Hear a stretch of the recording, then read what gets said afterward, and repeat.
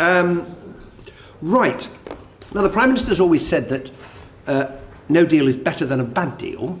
Just to clear this up, the deal that the government's negotiated is not regarded by the government as a bad deal, is it?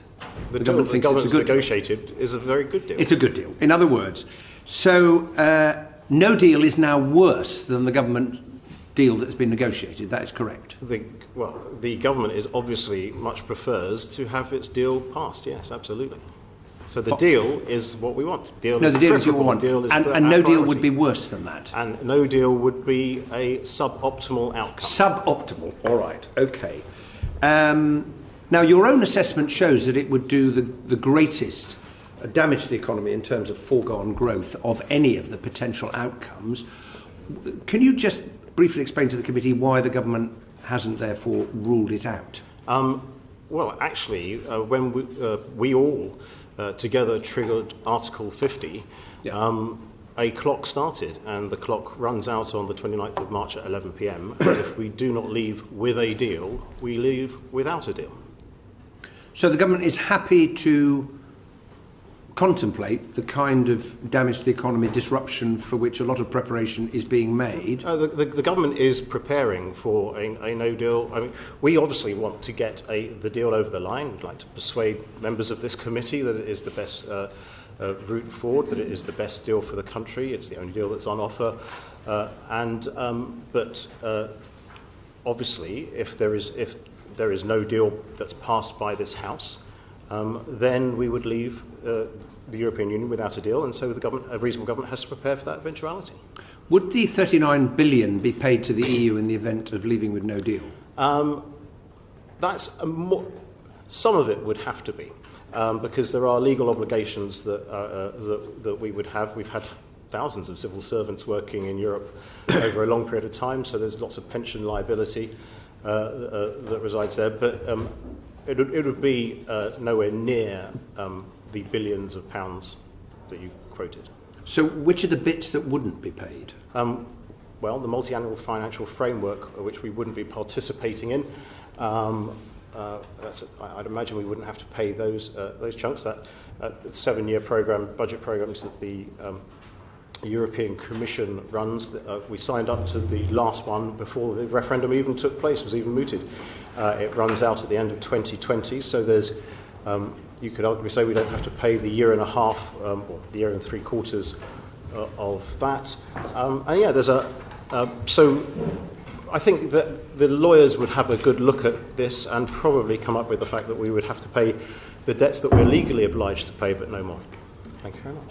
So some of the 39 billion we're not legally obliged to pay. That is what you're telling the committee in the event of there being no agreement. I believe so. You believe so. Yeah.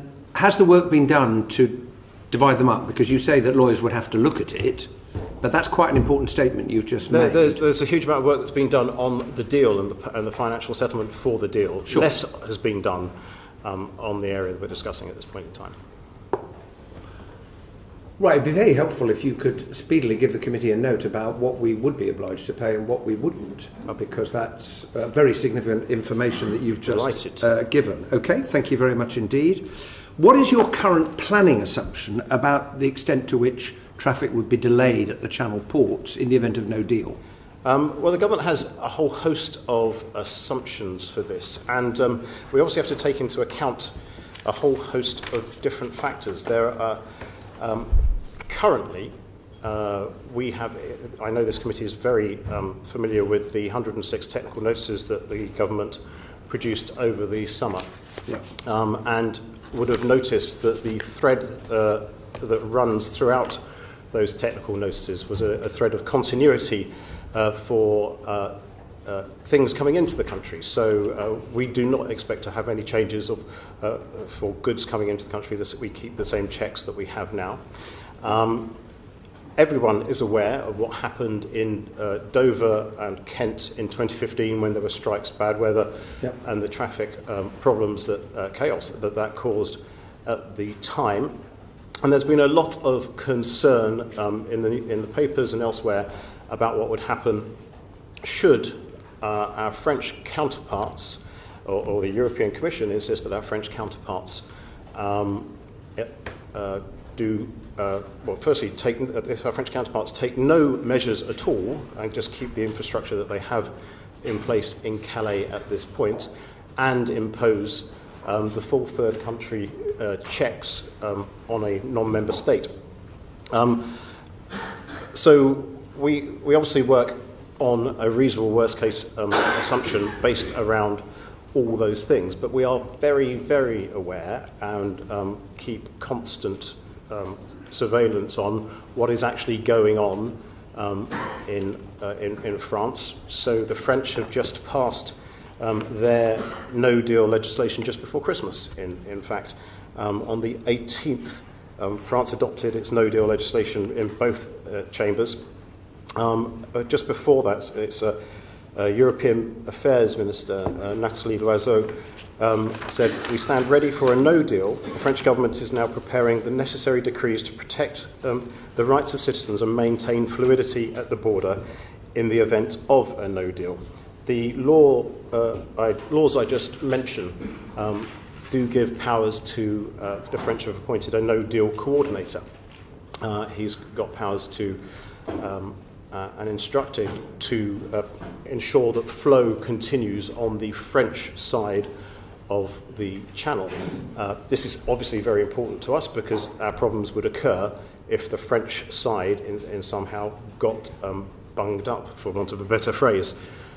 He has been, we've been talking to him at a technical level, and he's been briefing businesses that are based on the French in North France who use the short straits to import and export. But the government must be sufficiently worried to have done the trial queuing system at Manston, to have entered into the 3 ferry contracts. Are you saying to us that, given what the planning that the French government has put in place, you are more or less worried than you were previously, or are you still preparing for the possibility of significant disruption? Well, can I just finish the preparations? Yeah. So what he's been telling businesses on the French side is that currently there are 2 border checkpoints in Calais. They expect there to be 10 by the time by the 29th of March. They build a border inspection post, which is for phytosanitary and animal checks, and they, I believe they've already got planning permission actually for a site south of Calais itself for consignments on lorries that might not have the correct paperwork to move away from the port itself to ensure flow through that. So we obviously watch all this, but however, we are a responsible government until we actually see this being built, coming into operation. We will work on the most reasonable worst-case scenario, which is why we've taken the measures that we have. Right. Now, the fact that the French have announced they're going to have additional checking points suggests pretty clearly they intend to check things. Mm-hmm. Does it not? Yeah, I believe there are. It was in the it might have been in the speech I quoted earlier, if not on an earlier date. It would be Mrs. Loiseau said, we are working with the measures taken to put in the customs infrastructures that ensure our controls are the least penalising possible at the entryway to the European territory, and also talked about there being 3 extra checks at that point. And if you were to read, I shall quote bits of this, if you don't mind, throughout the meeting, the partnership pack that's on the gov.uk website, we detail what those checks are likely to be. But any additional time, which is why the government has taken the contingency arrangements, then leads to stuff backing up. And that is the problem. Any additional time, which is so especially based, if you're based on what infrastructure is in Calais now, then yes, we'd have a problem. Now, in 2014, the Prime Minister said, at the time there was a debate about whether we should rejoin the European Arrest Warrant, that a decision not to do so would significantly diminish our power to remove these people, risking our biggest urban areas becoming safe havens for European criminals. If we leave with no deal, we would no longer be part of the European Arrest Warrant. Is that correct? We'd have to go back to agreements that we previously had before. Well, is it still the government's view that in that eventuality, our biggest urban areas would risk becoming safe havens for European criminals. Well, it's not my view, and I've not heard it articulated by anybody else. Well, the Prime Minister, when she was Home Secretary, said that in 2014. Has the government's view of that changed? Well, I have not heard that from government since that point. You haven't, right. So I would say it's not the government's view that would be the case. It's not, so you disagree with what the Prime Minister said when she was Home Secretary in 2014? I'd say it's just, that's just not the case anymore.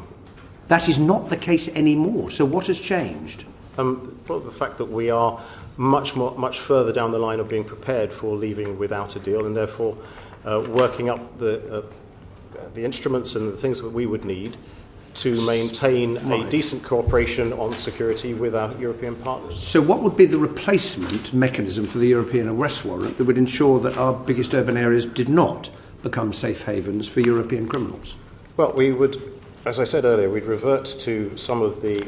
Actually, in my lovely briefing, I've got a whole host of different reference points.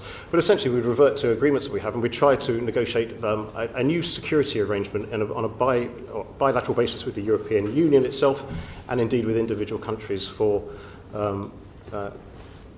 We'd use Interpol because we get the messages that you would receive about individuals using the SIS2 system now on an individual basis through Interpol. There's a whole host of things we could be. It just would not be as good as the current system that we have now. Right. Now, in the event of no deal, the government would need to roll forward the 40 or so trade deals that we're currently party to because we are members of the European Union. Could you tell the committee how many of those agreements has the government got the consent of the other party to roll forward in the event of no deal? Yeah. So we are party to and I believe when my Secretary of State appeared before you just before Christmas, there was a conversation about that here. We are party to a large number of EU international agreements through our EU membership, and the EU treaties database does carry a hugely long list on this. But not all of these agreements actually need action as a result of our exit from the European Union. In fact, the vast majority do not. Some of these have been superseded because, for example, they've been amended over time as the terms have changed or new countries have joined the European Union. For example, the old trade-related agreements with Canada, which have been superseded by CETA, or agreements with countries that have since acceded. Some are not applicable to the United Kingdom, such as the agreement between the European Union and European microstates regarding the use of the euro, and agreements with third countries relating to short-stay visa waivers, which the UK does not participate in. And in some instances, we've signed the agreement as a member in our own right, and so our membership will continue, including for a large number of the multilateral agreements, such as the WTO and climate change agreements. And we've been obviously working throughout the course of the last couple of years to identify which agreements are relevant, important, and need action. And these discussions are well progressed and in many cases are ongoing. So it's very difficult to actually put a precise number on the volume of agreements requiring transition as a result from our exit from the European Union. However, the number of replacement treaties will inevitably be much lower than the full list on the EU treaties database. We obviously will always keep Parliament and stakeholders updated as replacement treaties are put in place. But for example, we have already announced that the 10 new EU aviation agreements have been finalised with some of our most important routes and markets, including the US, Canada, and Switzerland. We've signed 5 nuclear agreements which have passed through parliamentary scrutiny here already. And there are a number of trade agreements that we're working on in great detail. These are ongoing negotiations with our partners there, very important ones that involve a great deal of work at the highest level. And I'm sure you'd have noticed that Prime Minister Abe, the Japanese government leader, is coming across at the end of this week, and that'll be a matter of discussion there. And there are a number of multilateral agreements that we're working towards our own independent membership of, including the Global Procurement Agreement, and we've acceded to the Common Transit Convention and the two Hague agreements that I know this committee has shown some interest in previously. Well, there's obviously a lot of work going on. But coming back to my question, which is how many of the countries with whom we have agreements relating to trade have to date said, yes, we will roll it forward? I mean, let's just be specific. Has Albania agreed to do so? I haven't seen the Albanian agreement. One of the most significant trade agreements that we have rolled for British companies exporting £19 billion worth of goods and services was our agreement that was announced just before Christmas with the Swiss trade agreement. Well, no, I've got the Swiss thing, but Albania you can't say. Central America Association Agreement? Again, ongoing. The discussions are ongoing. Yeah. Chile? Ongoing. I mean, most of the ones you're about to read out to me are in... So if they're ongoing, they have not yet been concluded, and that means that they haven't yet agreed to roll forward the arrangements. Is that correct? The negotiations are ongoing. But we haven't yet concluded the deal. We've got just over 2 months to go. So if I read out the whole list, you'd say they're ongoing? Yeah. Right. So with 2 months to go from a potential no deal and a large number of these agreements, we haven't got an undertaking from the other parties that they will roll them forward. We are not at the stage where we can initialise agreements and put them on the floor of the House for the crowd process to... Okay, well, there's not long to go. That is very helpful. And finally, from me, what are the 1,000 or so British police officers being trained to do in Northern Ireland in the event of no deal?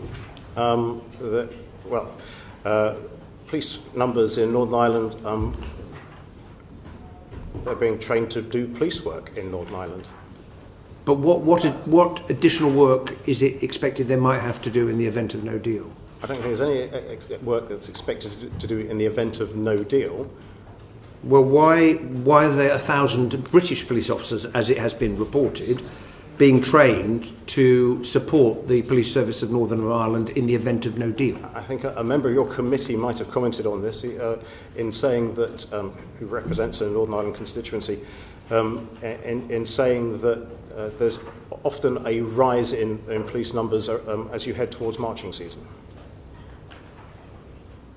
The marching season? Sorry, did you say marching season? Yeah.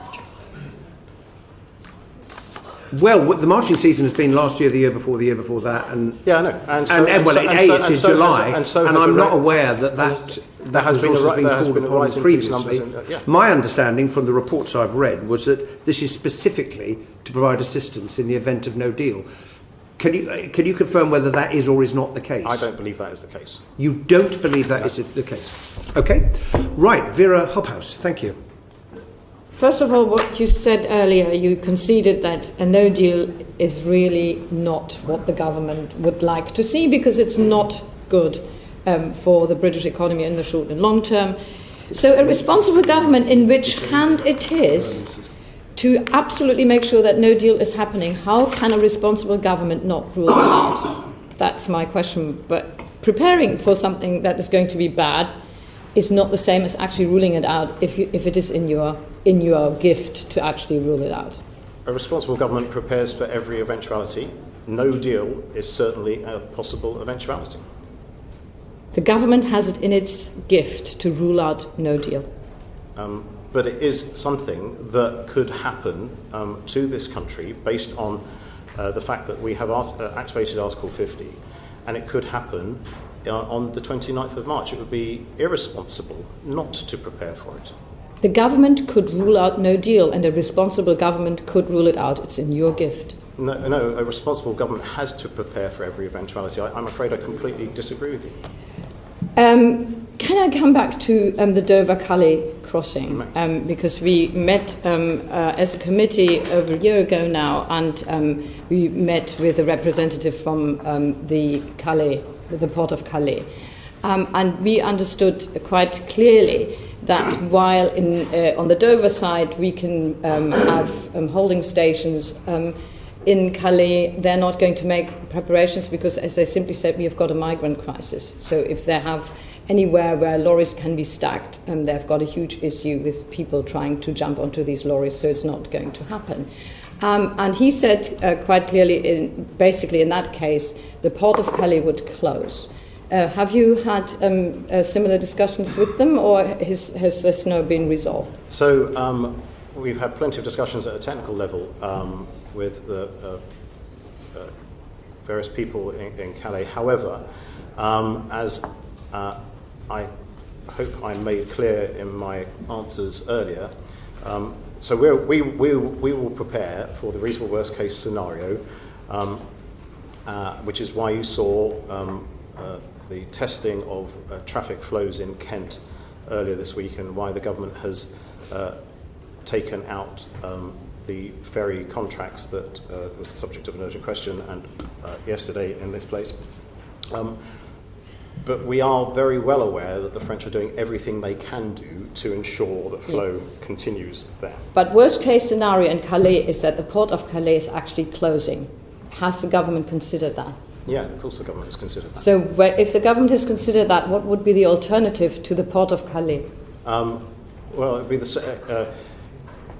firstly, this would be this is a problem that has occurred before, and it was actually a very dramatic what happened in 2015 with the strikes and the bad weather.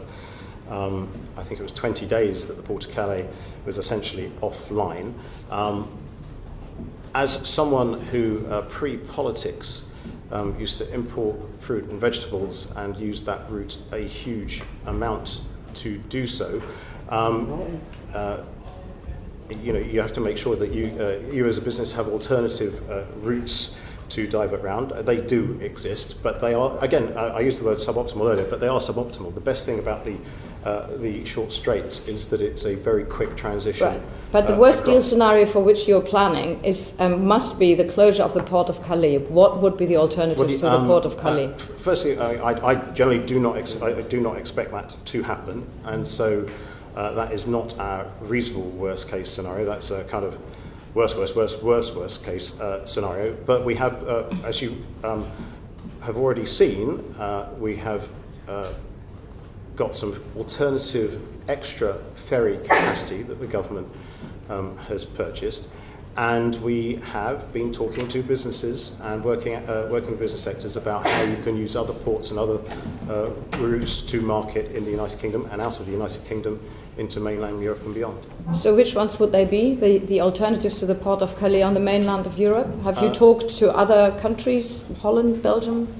Yes, conversations have taken place with Ostend and Rotterdam and Zeebrugge and... they could pick up the capacity of Calais? I don't believe they could immediately, although there is a lot of capacity in those ports. Thank you, Chair. Okay, thank you very much. Peter Grant. Thank you, Chair. Good morning, Minister.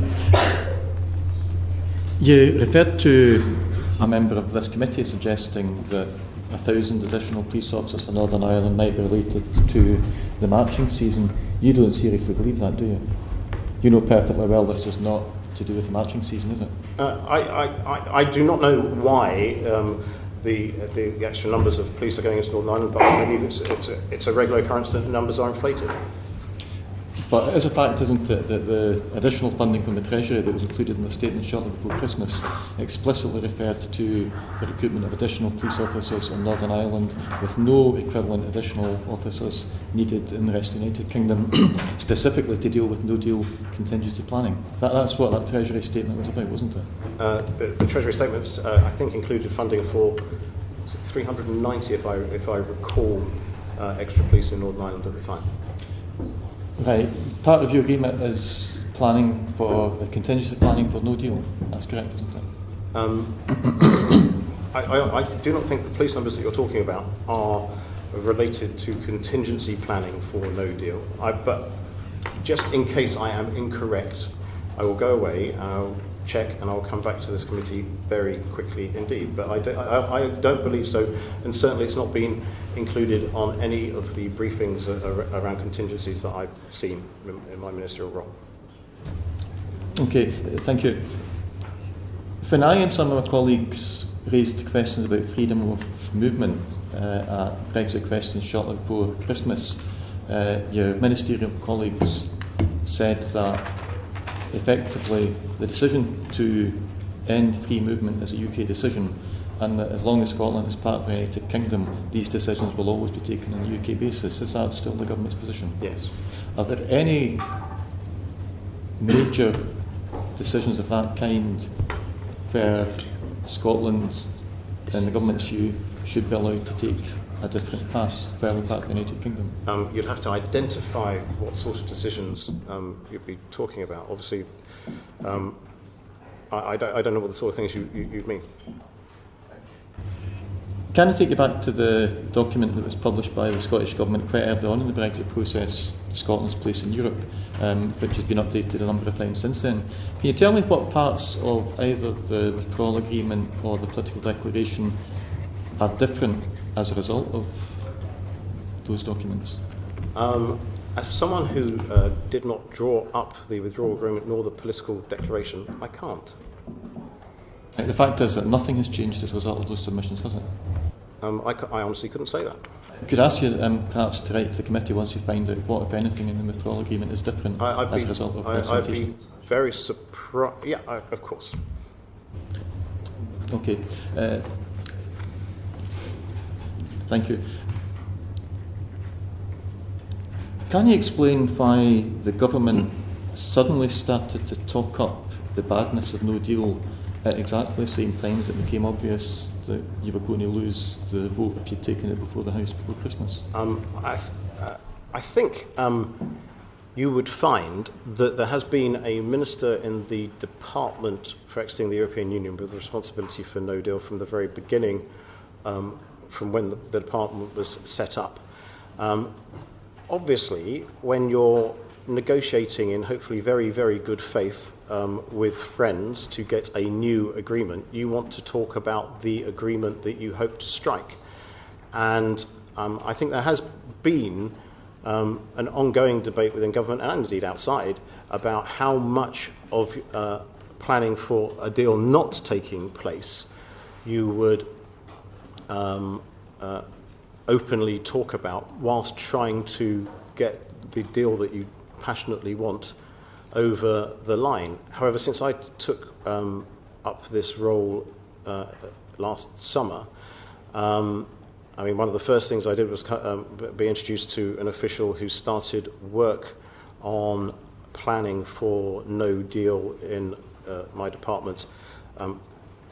I think his first commission, he told me, was in August 2016. My question wasn't about planning for no deal. My question is about the fact that we got it dinned into us that no deal is better than a bad deal, and that no deal wasn't a particularly bad thing. And then, over a very short period of time, the government's position was that no deal is something very, very bad. I think there were plenty of stories last summer about, and some of them completely bizarre stories, but there were plenty of stories nearly every day last summer, dominating our press and our media, about the consequences of no deal. So I don't think you can say there's not been a discussion on the suboptimal nature of us leaving the European Union without a deal. It's fair to say, though, that anything, whether it's a bad deal scenario or a no deal scenario, that leads the Chief Constable of the Police Service of Northern Ireland to ask for a significant increase in the police officers is probably not going to be something very good. Police don't tend to ask for additional officers in order to deal with good news, do they? I wouldn't comment on that. Right. Do you agree with the Prime Minister that if the deal is voted down, it's possible that Brexit might not happen? That's an excellent question. I mean, in government, in terms of as the legislation is set out now, and the fact that we've activated Article 50, I actually still believe that we will be leaving the European Union on the 29th of March at 11 p.m. Is there a parliamentary route by which Brexit can be stopped? I do not believe so. So you're disagreeing with the repeated statements from the Prime Minister, including statements she's made from the dispatch box before the House of Commons, when she said that a possible consequence of voting down her deal is that Brexit might not happen. Are you now telling us it's I'm simply stating the fact that we activated Article 50 nearly 2 years ago, and with the legislation that we have passed to run alongside that, if we do not leave with a deal currently, we would be leaving without a deal.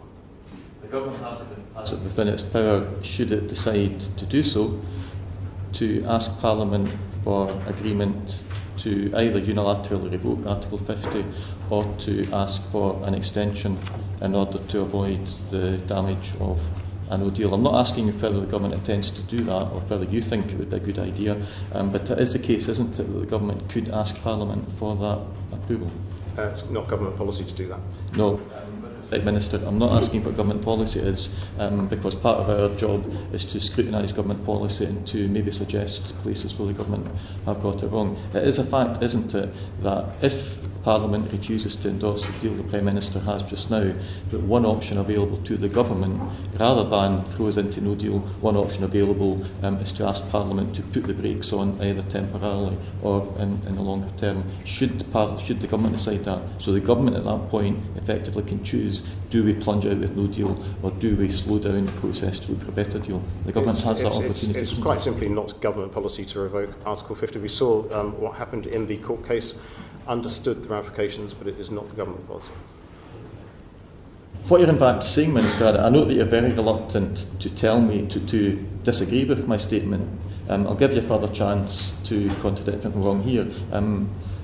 The government could prevent a no deal from happening even if Parliament refuses to back the Prime Minister's deal next week or at any other time. Isn't it the case? Mr. Grant, you could stop the no deal from happening by voting for the deal.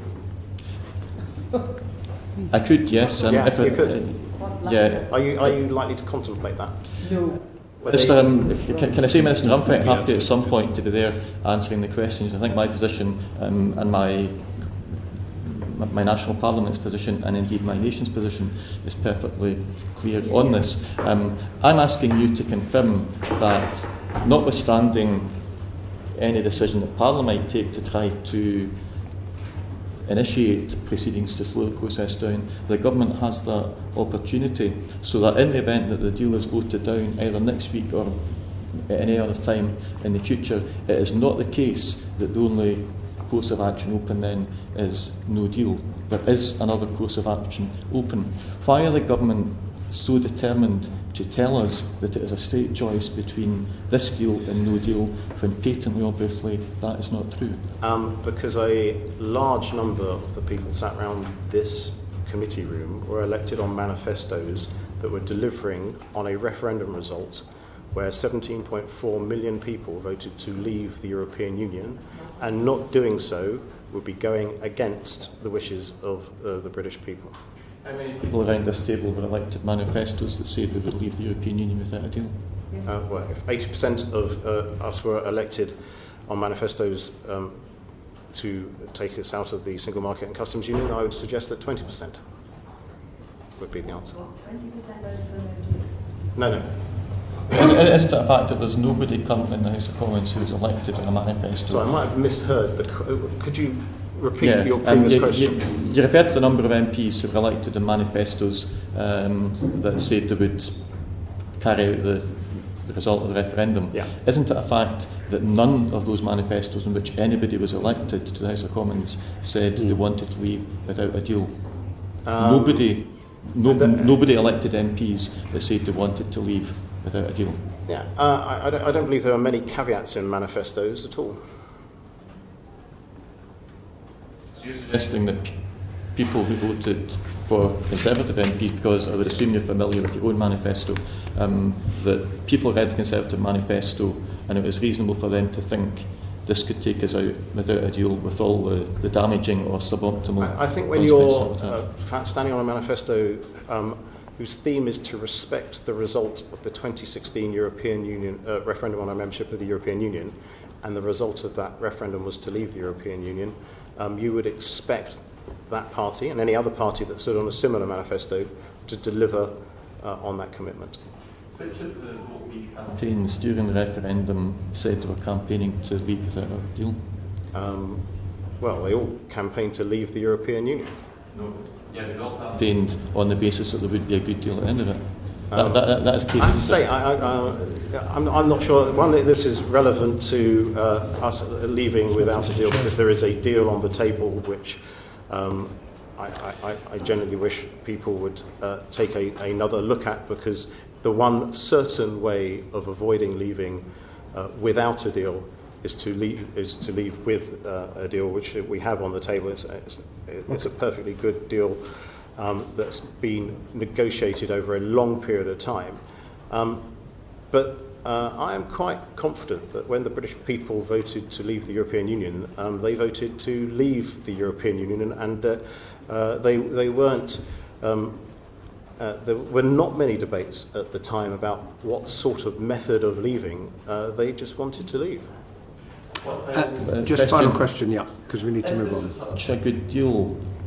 Have you been given any indication as to why the Secretary of State responsible for that deal resigned as soon as it was published? Only what I've read in the papers, so the same as you. It's the first time in history that anybody has resigned in protest at the success of their own department's work. Do you know, in British politics, I very much doubt that. Right, okay. Stephen Timms. Thank you.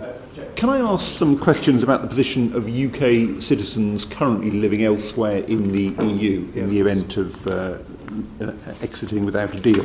The Department's paper on citizens' rights, published last month, called on Member States to set out details of how they will protect the rights of UK nationals in the event of no deal. Have any of the 27 Member States so far done that? Yes, actually. I know earlier I was talking about the French suite of laws that were passed on the 18th. That includes those guarantees. I believe, if I may check my notes, that on the 12th... so obviously... I know you do not need this scene setting, but obviously most people in this country and most people in Europe were hoping that we would vote for a meaningful vote and get the deal over the line, and therefore not have to be preparing for this manner. But most countries, most member states have been doing some preparation, some behind the scenes, some quite overtly.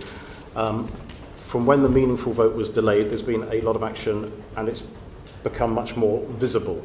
So, for example, on the 11th of December, Ireland announced a swathe of plans for its no deal. We obviously have a special relationship with them in the travel area. On the 12th of December, the German cabinet adopted its no deal legislation, including what it perceives to be reciprocal rights for Brits. On the same day, the Swedish had a very big governmental preparation meeting. That week, the Dutch published its draft Brexit umbrella bill, or as it's formally called, the Consolidated Brexit Act. On the 18th, as I mentioned, the French adopted their no-deal legislation in both chambers.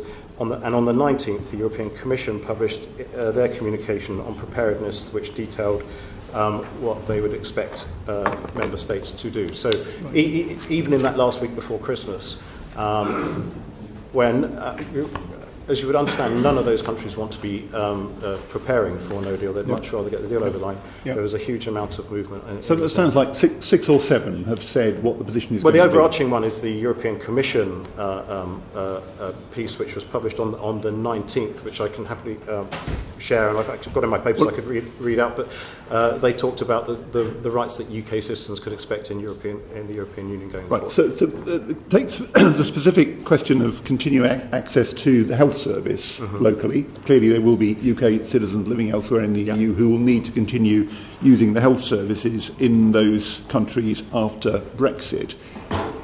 Can they now be reassured that they will have access to the health service in the event of no deal? In some cases, yes, but not in all at this current point in time. So, are you able to tell us where they can be reassured?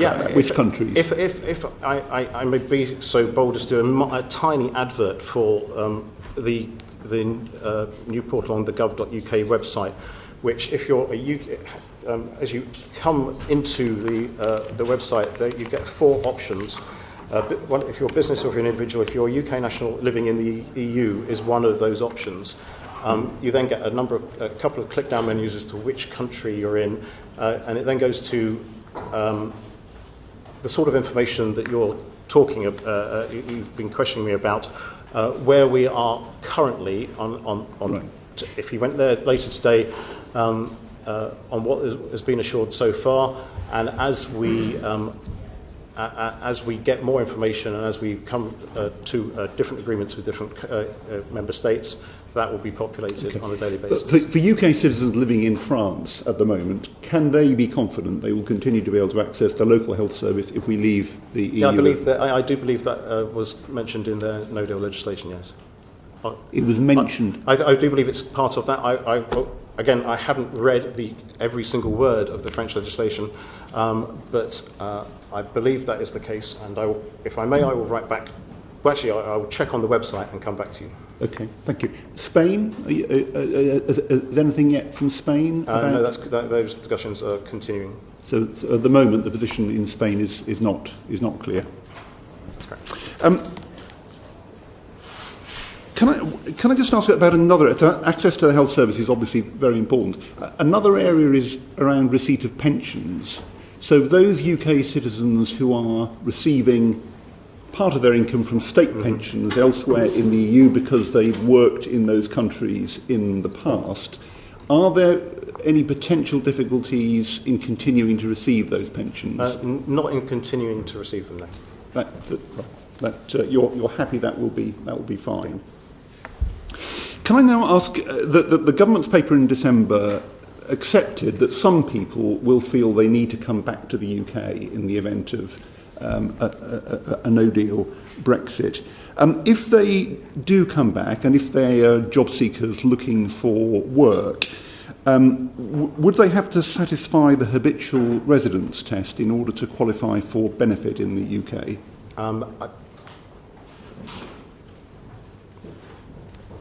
I believe from... I don't want to give an incorrect answer. So if you don't mind, can I write back to you on that? Because I believe that it is the case, but I'm not certainly it is the case at the moment. Yeah. If you come back from somewhere else in the EU and you're looking for work, you do have to satisfy the bit. Normally means you have to wait around 3 months or a bit longer before you can. I believe that is the case, but I have a flicker of doubt in the back of my mind, so I much prefer to write back with a clear answer. I think that's quite important that I believe it is 3 months. That we know that. Can I just ask one final question in a rather different area? The British Retail Consortium was briefing members of Parliament yesterday, and they made the point that meat products can only be exported from the EU through a border inspection point, and at the moment Calais is not a border inspection point. Were you saying earlier that the French government has announced that it does intend to make Calais a border inspection point? It has talked about building. Yes, it has talked about building a border inspection point at the Port of Calais. Yes. Has it committed to doing so? Yes. Right. Okay. Thank you very much. Thank you. Okay. Thank you, Stephen Crabb. Good morning, Minister. Can I start by asking you, what is it about a no-deal outcome that makes you personally believe it's suboptimal? Well, that's a terrible question to ask a good Eurosceptic. But as someone who worked in the European Parliament for 10 years and who has friendships and I'd like to think some understanding of people and the cultures of the European Union, I just think it would be much better to have a deal that satisfies those friendships, allows them to continue in an uninterrupted basis, be it for trade, tourism, whatever it might be. And so whilst a no-deal outcome is suboptimal, it's nowhere near as bad as maybe some of the newspaper reports have been in the past. What concerns you most about it? Is it the potential short-term disruption, uncertainty, Or is it the longer-term consequences of taking the biggest possible step away from an integrated trading relationship with the single market? Well, personally, I think that. So I actually, and I'm going to get some daggers from some people looking at me from around this committee table. But when I campaigned to leave in my constituency, I campaigned on ending freedom of movement. I campaigned on keeping control of our money. I campaigned on having control of our borders and having control of our laws. And I think that the deal we have on the table does that. And so I see the deal as being optimal, and therefore the no deal is suboptimal. Okay, thanks. Does the phrase "managed no deal" have any currency within Whitehall at all? Is that a phrase that you use on a day-to-day basis? It's a phrase I do not use at all. So would you agree with, say, the Institute for Government that it's a meaningless phrase? Well, I would like to suggest that in the huge amount of preparation for a no deal, which we do not want to happen, we'd much rather leave with a deal, but in the huge amount of preparation that the government is doing, we are doing our best to manage the process of no deal. In your working assumptions of what a no deal scenario might look like, and you talked, I think, about a reasonable worst case scenario, I think is the kind of basic planning assumption. What is the posture assumed of the EU and EU member states in that scenario? Is it one of cooperation, wanting to reach bilateral side deals, compromises, short-term working relations, get through the impact? It's based on more than that. For example, if we were to talk about data adequacy, the European Commission has said that it would not, currently it will not give us a data adequacy agreement until we have become a third country, and then we can negotiate a data adequacy agreement. That gives us a gap. It gives us it's one of the issues that my department is looking at. Well, actually, we're not looking at it. It's all the no deal preparation is done within individual departments that are in control of their own plans and policy. DCMS are in charge of that, and the Information Commissioner launched just before Christmas a website to give companies the various wordings for how they need to change their any contracts for data adequacy requirements. However, we will be treated as a third country from the 29th of March, and then the European Commission has said that it would be willing to negotiate with us a data adequacy agreement, which we believe, as we were coming from an adequate position at 1 minute before 11 on the 29th of March, should be relatively quick, but has taken in other situations in Europe 6 months to a year. So, I give that example to try and answer your question. So some of these things will be dealt with over time. The issues we have in the short term will be dealt with over time by in cooperation with the European Union Commission. So I don't see them as being negative or hostile, but I can't actually take into account them treating us specially more than they would any other third country. Do you think it's fair to say that we will be relying to a very great extent on at least some basic measure of goodwill and cooperation from certainly the likes of France, the Netherlands, and some of the other closer member states to manage no-deal impacts? Yeah, I don't think we'll be relying on it. However, I would like to think it does exist anyway. And do you think there's a likelihood that the EU will turn around in the event of a no-deal, given that we are looking to them centrally and to some member states for assistance with managing no deal? Do you think there's a likelihood that they will turn around and make asks of us in the event of a no deal that might look similar to some of the requirements that are currently in the withdrawal agreement around citizens' rights, around money, maybe around assurances around the border? Yeah, I mean, we've made actually a very big offer on citizens' rights to EU citizens in this country in the event of a no deal that goes further than the European Commission's offer, as it were, back on the 19th of December. But you get any... But would there be asks?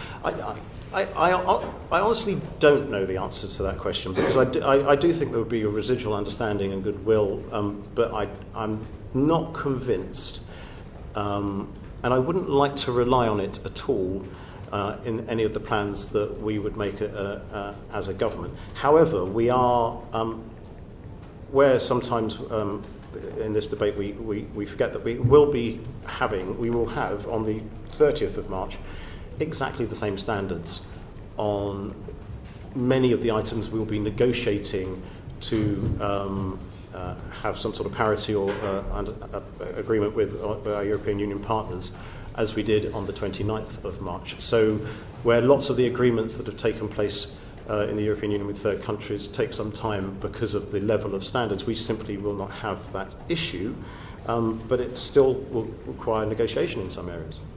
And finally, can I just have one more brief question to end? Very grateful, Minister. When you look across Whitehall and survey the levels of preparation going on for a no deal, which government department keeps you awake at night?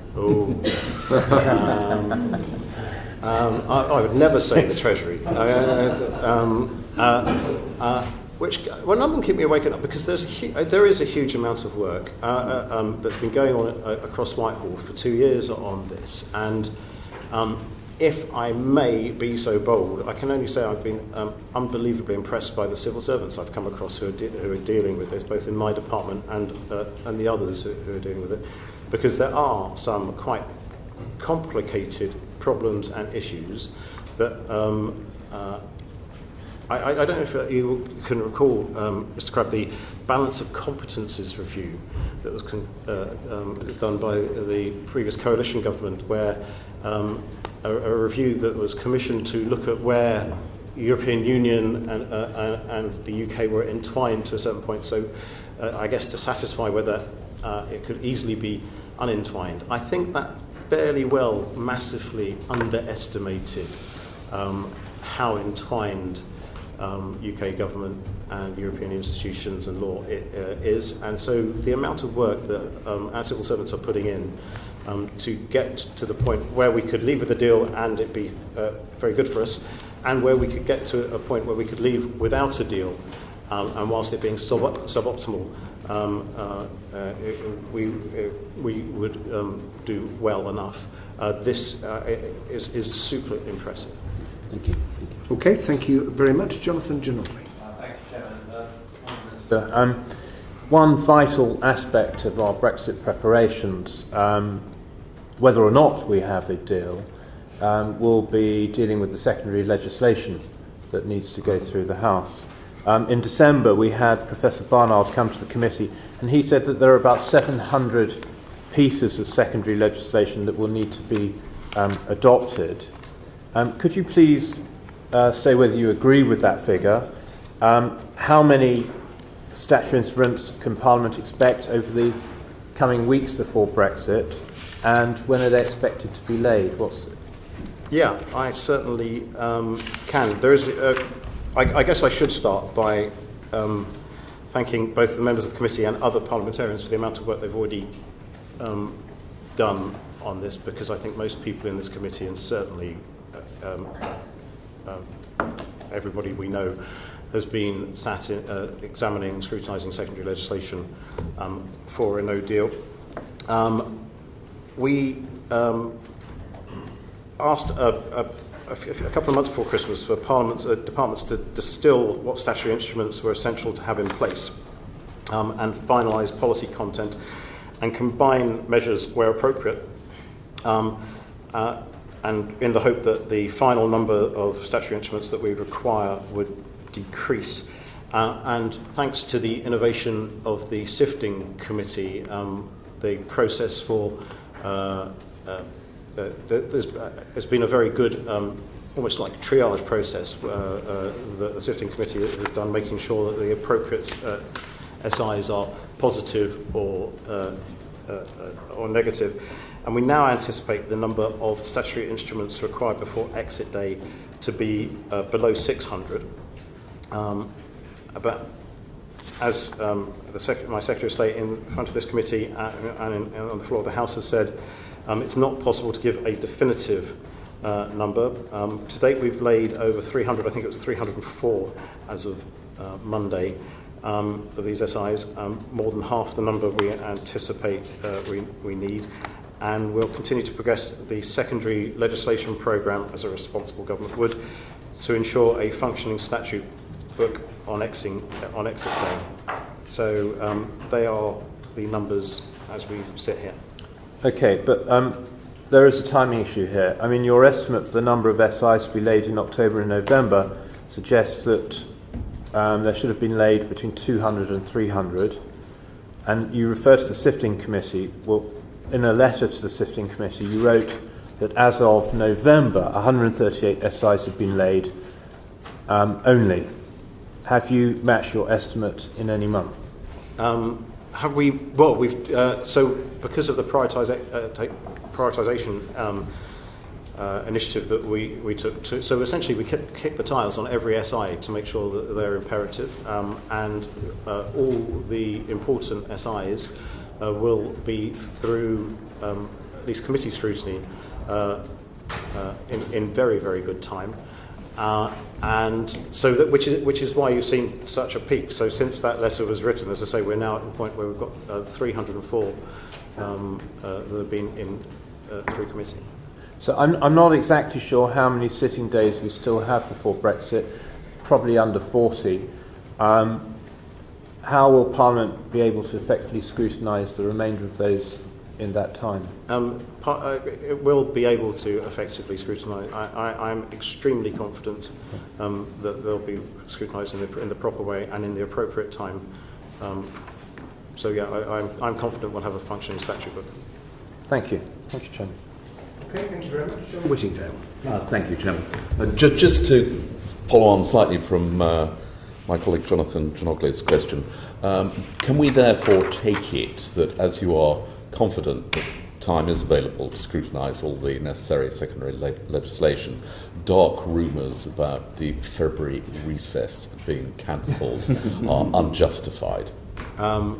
Well, had you asked me that 8 months ago when I was a whip, I would have been able to give you an answer, but that's something for the government business managers, and I'm certainly not one of those. Indeed, but you are responsible for preparations for exit, and since this legislation is for that, you can tell the business managers, can you, that they do not need to worry about the February recess because you believe that we can get all the secondary legislation through in the existing. I can happily tell the business managers that I'm confident we can get the secondary legislation through in the time we have timetabled, including with a nice February recess for you. That is excellent news, thank you. Did you hear the Mayor of Calais this morning? I didn't, but someone sent me a text saying I believe there was an interview with him on the Today programme. There was. He said to the Today programme that trucks will be passing as they are doing today. He said that his port will only be checking for veterinary and sanitary controls, for which we have already been building infrastructure and parking, but that will not influence the traffic in Dover. We will not control exports, only asking the papers already. That's all. Is that your understanding as well? My understanding is what I said earlier. I would like to think it would be as free-flowing as the Mayor of Calais would be, but the European Commission can insist on extra checks at the border, and as I described earlier, we would expect, and as detailed in the partnership pack that's online, we would expect there to be a tiny bit more of a check than the Mayor of Calais said then, but maybe he's privy to information because France can apply to the European Commission to waive checks, and maybe he's privy to information that I'm not. Well, he did finish by saying there will not be a queue in Dover because there will not be controls, so where is the problem? And if everything worked well, if the border checkpoints that are obviously under construction, I've not had a report that they are actually under construction yet, so I'm still working on a reasonable worst case scenario where they're not, but as soon as conditions change and if we see construction of these things, then Have you talked to the Mayor of Calais? I've not personally talked to the Mayor of Calais. We have had representatives of government talk to the Mayor of Calais. Can I suggest you do talk to the Mayor of Calais? I'd be delighted to talk to the Mayor of Calais. And can I also ask you that if the Mayor of Calais is wrong, and there are queues, obviously that will impact on the UK, for which you are making preparation. Have you done any work to work out what the impact is on the Republic of Ireland? There has been work done, because we do know that 53% of Irish goods export are essentially come through the land bridge of the United Kingdom and head towards Dover, Folkestone to enter the European Union. So we do understand the figures, and we understand. So we know what the figures are, but we are working to mitigate for there being any problems, and so we hope, like British trade, we'd like to be unaffected. Irish trade would be also. I mean, given that one of the principal obstacles to obtaining a withdrawal agreement appears to be the attitude of the Irish government, is this something that you have pointed out to the Irish government? Fortunately, even though I do know Mr. Coveney of old, he was a member of the European Parliament when I was there, and we both sat in the European People's Party grouping. He happily, me not so. But I have not had any conversations with him or the Irish government. That's for ministers with grander titles than mine. No. But will the government be including in their assessment of the consequences of potential delays the impact not just on the UK but also on other countries who use the UK in order to export into the EU? Yeah, I know it is. I mean, Mr. Coveney has talked about this himself. I know this is not lost on the Irish government already, but if you would like me to ask my counterparts with grander titles to do that, I shall happily ask them to. Thank you. Okay, thank you. Christopher Cho. Minister, have you really not seen the statement, the written statement that's going to be issued today by the Minister for the Cabinet Office? I generally have not seen it. But this is a statement which is entitled EU Exit Update. As the Minister responsible in their department, are you not concerned that you haven't even had this statement shared with you, the contents of it? No, but I know it's gridded to go out, but as I obviously did not explain well enough earlier that my department is not in charge of plans or policy within each individual government department for its exit plans for from the European Union.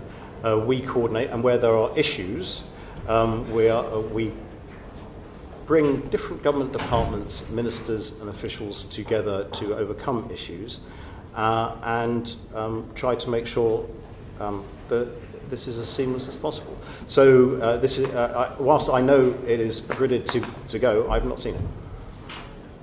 But you're quite relaxed about that. Because that's part of the course, not being informed as to what the Cabinet Office or the Prime Minister's Office are doing in relation to Brexit. Well, I would say, I think you're using it in a slightly different context, but I know it's ready to go. It's been in the grid for a little while, but because it's a plan that is kind of flagged green, as it were, I haven't looked at the detail of it at all. You've told us that you regard the negotiated withdrawal agreement as a good deal. But would you accept that ultimately it's a matter for Parliament to decide whether or not it's a good deal? It's a matter for Parliament and individual parliamentarians to decide in the meaningful vote, yes. So if individual parliamentarians collectively decide that it is not a good deal, then we revert to the situation where the Prime Minister is committed to a policy that no deal is better than a bad deal. Well, then, as I hopefully articulated earlier, because we have triggered Article 50 and that 2-year period runs out on the 29th of March at 11 p.m, if we do not have a deal at that point in time, then we would leave the European Union without a deal. So you and the rest of the government would respect the decision of Parliament if they find that this deal is a bad deal? So government would, I and government would very much like there to be a deal with our European partners, which gives us a transition period, gives business certainty and continuity, and us a chance to have a period of time where we can negotiate a very good future partnership with our European future trade agreement with our European partners. So I accept that. So that's a what deal you'd like. is much preferable to leaving without a deal. But my question is, if Parliament decides in its wisdom or ignorance that this is a bad deal, will the government respect that and then, following on from that, carry on with its commitment, which is that no deal is better than a bad deal? Obviously the Prime Minister ceased the debate on the meaningful vote before Christmas because she listened to what Parliament was saying about the problems that Parliament perceives with the deal. So we absolutely have a Prime Minister and a government that listens to Parliament. But the motion before the House hasn't been altered at all, because the motion still talks about approving the negotiated withdrawal agreement laid before the House on the 26th of November. There's no change to the motion, No. Or the content of it. So the debate is just on the same issues as it was before Christmas. I look forward to the debate and the extended contributions that people can now have as we have an extra 5 days. And the opportunity to speak on a second occasion. Can I ask you about what will happen on the 30th of March in the event of there being no deal in Ireland? How will things be different across the border between the north and the south on the 30th of March compared with the 29th of March? I don't believe there will be much difference at all. No. And so doesn't that emphasise the fact that all the problems put forward about scaremongering in relation to the border between the north and the south, that those are essentially a mirage which will disappear as soon as we leave without a deal? There are obviously going to be some issues because as Northern Ireland will be with with us as treated as a third country by the European Union, and Ireland itself will still be within the European Union. Initially on day one, the differences are not going to be that great, but there could be divergence in tariffs further down the line, and I think to be fair to our European Union counterparts, they are right to be concerned about what that divergence might be like, and therefore I completely understand why the backstop is an important part of the agreement. You're talking about further down the line. Yeah. But from what your earlier comments, it's quite clear that all the talk about a car crash or going off the cliff edge on the 29th/30th of March, that is completely an exaggeration of the reality. I would like to think that we are, on a daily basis, ever more prepared for a no deal. The government's preferred option, obviously, is to leave with a deal, but a huge amount of work has gone into what might happen and what we need to be planning for were we to leave without a deal. And you can reassure us that if there is no deal, then there will still not be a hard border between the north and the south of Ireland? Yes. Absolutely. So where is all this speculation coming from, being driven, it seems, by the government, to the effect that there is going to be a hard border, or there may be a hard border, if there is a no deal?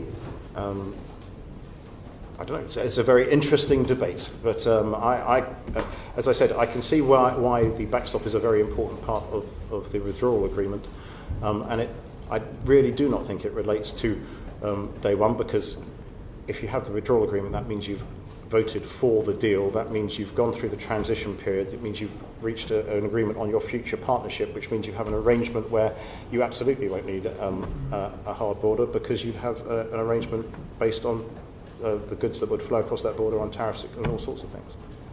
But contrary to what you've just said, isn't it correct that there would actually the backstop is total irrelevance? There's no need to have a backstop any more than there's going to be a hard border if there is no deal. So I forgive me, but I would suggest it's quite important for the European Commission for there to be a backstop. From the point of view of the European Commission. Yeah. But ultimately, that's a matter for them. If they want to introduce controls over the EU borders, that's for them, not for us. In a negotiation where the European Commission will be looking to protect its four freedoms, where it will be looking to protect the integrity of its single market, I can completely understand why they would perceive a backstop to be important to them. I really can. Yes, you can understand their perspective, but is there any evidence that the EU understands the UK and the Irish Republic's perspective that a hard border is absolute anathema and in contrary to the Good Friday Agreement and indeed contrary to the legislation passed in this House? I'm sure there is. I'm sure that I've seen quotes in the past from Presidents Juncker and Tusk saying that, and they would have definitely understood from what our Prime Minister has said to them, and indeed what the Taoiseach has said to them about the importance of there not being a hard border on Northern Ireland, and the importance of the Good Friday Agreement, the Belfast Agreement, all the arrangements that we have now being maintained. Okay. So finally, can I ask you whether you could, and your department, could do a bit more to reassure people, both in the north and south of the border in Ireland, that in the event of no deal, it's going to be business as usual on the 30th of March 2019? I will happily take that away. In the event of no deal, we would become a third country to the European Union, and eventually, absolutely, there would be some changes. Eventually. Thank you. Okay. Right, Howard Williams. Thank you, Chair. Hi. Good morning again, Minister. Can you tell the committee how confident are you that the government is ready to ensure that vital imports of food and medicines and other goods continues after the 29th of March, as before? Very. Are there any particular difficulties or any particular source of goods from, I don't know, ice cream or insulin? Are any particularly problematic at all? No. So there will be no change whatsoever, you think? I would like to believe that we are well planned, and we have, that there will be very little change at all. There's been a great deal of attention to food imports.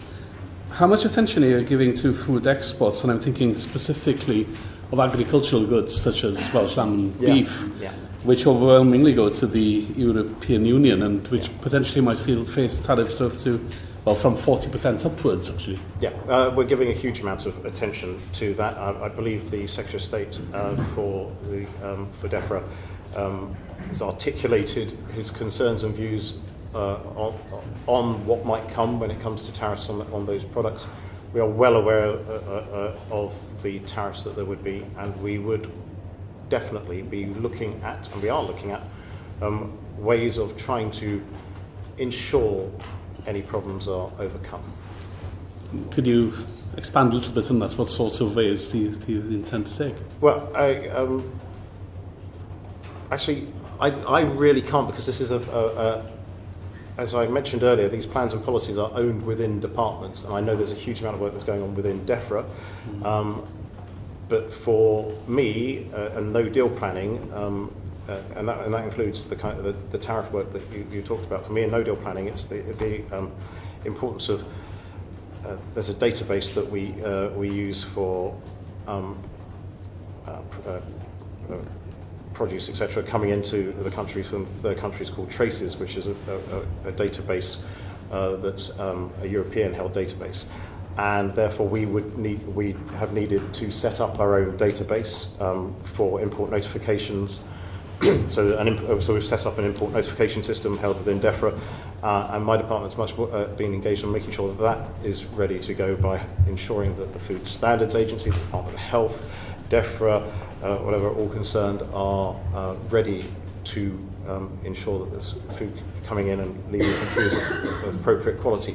So, but the policy that you're mentioning is being developed within DEFRA. I'm rather more concerned at this point about the exports of food from Wales and from elsewhere, and non-perishable foods as well, such as Scotch whisky. Yeah. Do you know if DEFRA are actually talking to the Welsh Government at all, or even to the Welsh farming unions, to the NFU and I'd be amazed if they weren't. There's been a huge amount of engagement across government departments with devolved administrations and business representative organisations,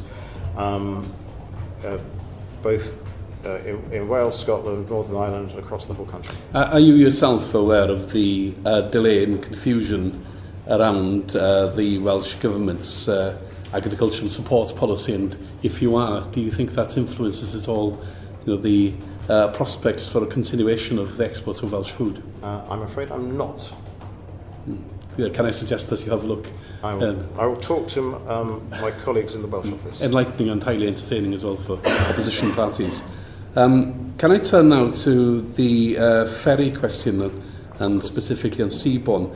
What assessment was carried out beforehand regarding the suitability of hiring a ferry provider that has no previous experience of running ferries and does not apparently own any ships, or has used websites apparently with terms and conditions that appear to have been intended for a takeaway food firm? Well, as you would expect, and all these questions were answered by the Secretary of State for Transport yesterday in an urgent question, but the appropriate due diligence was taken, as you would expect, by a responsible government.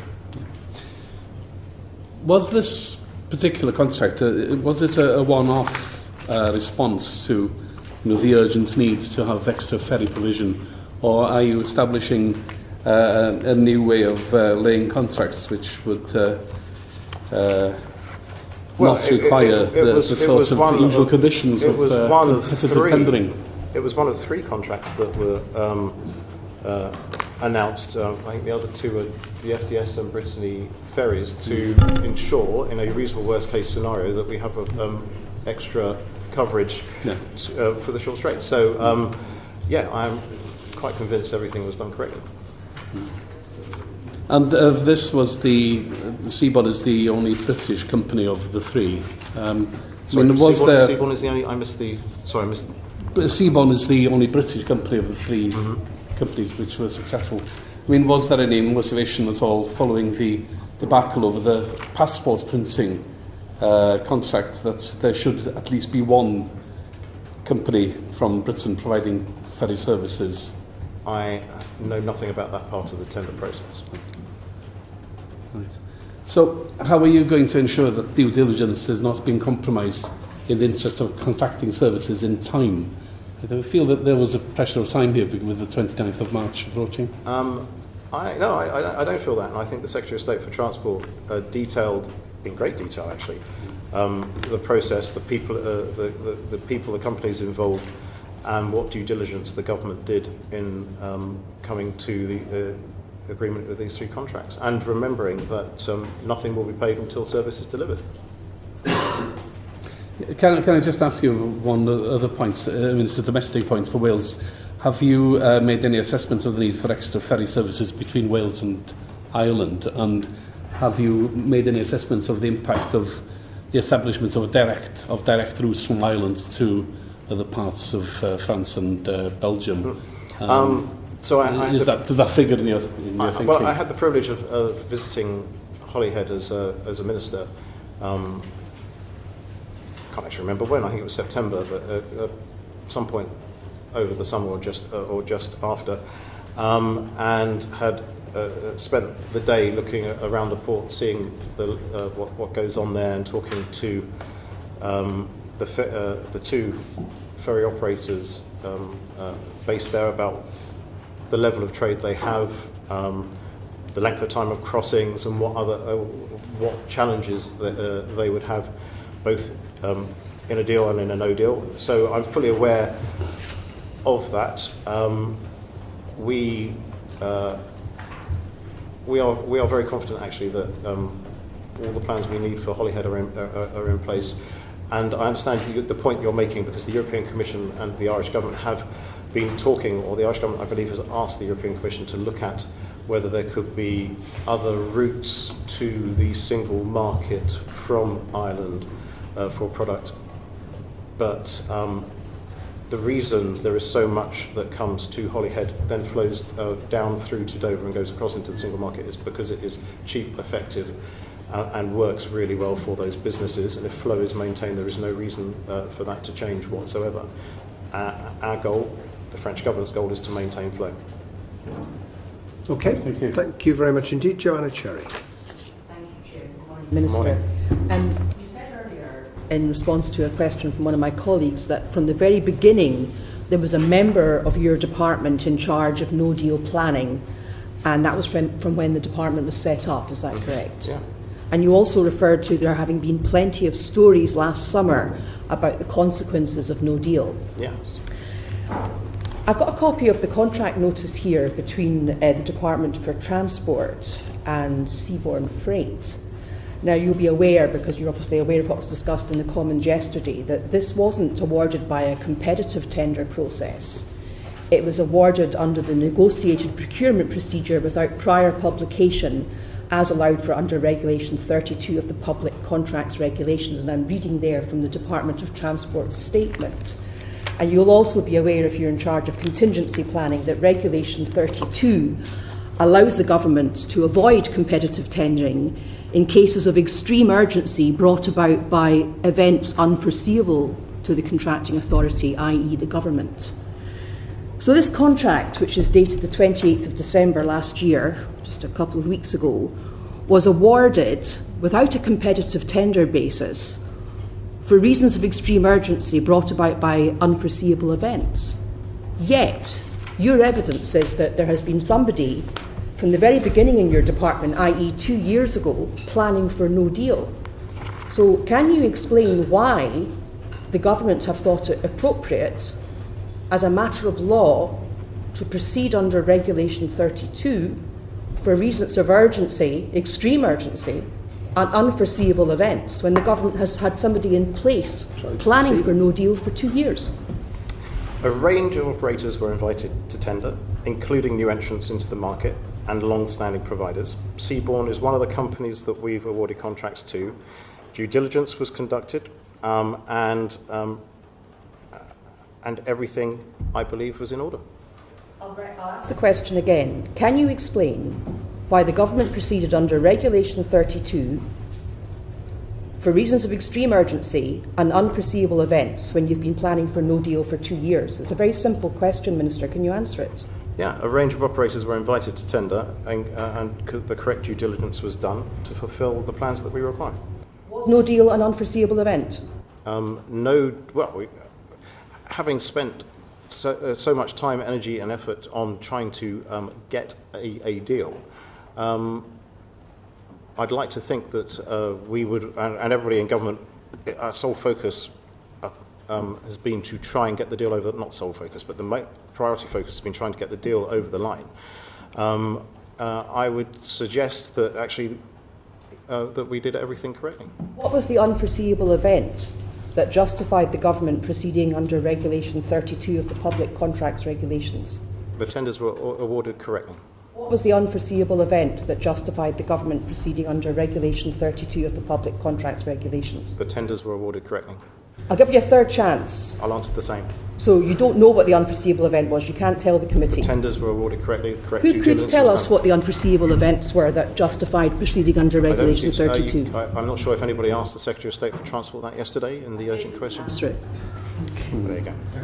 Who do you think could answer this? Do you think the Attorney General could answer the question? Because it's, as you're aware, a matter of law, and the government could be sued for breach of the regulations and also sued for damages. I am not as eminent. I'm not a lawyer nor as eminent at QC as you are, Ms. Cherry. So I'm afraid I do not know the answer to that question.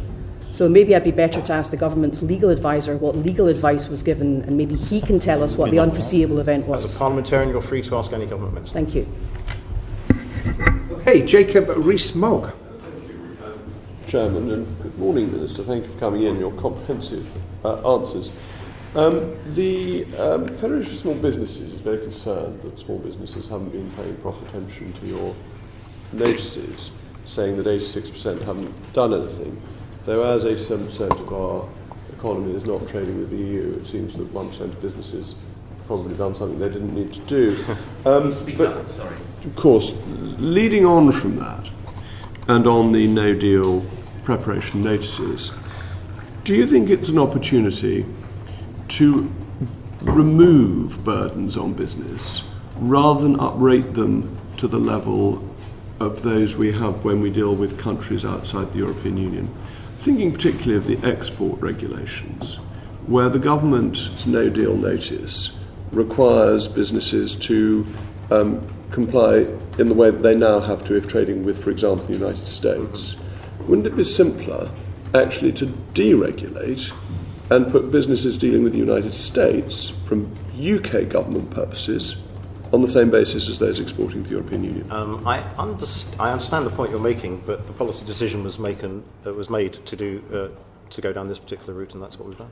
But doesn't that make no-deal preparations worse? Because instead of saying we will have a level playing field that is easier for everybody, it says actually we're going to put burdens on those who export to the European Union that are completely unnecessary. I'd suggest the opposite. I'd say it probably makes it slightly easier because then you know that any country that needs to, any business that needs to export can use that partnership pack and go through the website and find the details that it needs to, what it needs to do to get its customs number, its IORI number, and an export. So, but why is the British government asking for these things? I can understand why the country to which you export requires them. But the British government only really wants it for bureaucratic purposes, for statistical purposes. It's not any help to business. It's just a burden. Yeah, no, I hear what you're saying. I'm afraid I'm not a Bayes minister, so I do not know what that department might do with this fantastically important information. So I can't answer. I do know, though, that we wanted to ensure that there was blanket coverage for businesses that wanted to export to the European Union and indeed beyond. And so the route we've gone down is as I've described. So are the notices owned by you or by the departments whose area it is? The technical notices. Technical yes, notices. Each department is responsible for its own technical notice, policy, publicity, and other things. Yeah. And is the area of responsibility for export form filling with the Department for International Trade or with Bayes? I believe they're with Bayes. Bayes. Okay, so it's Bayes who actually, not known to be the most enthusiastic ministry for Brexit, is making the bureaucratic burden higher rather than lower.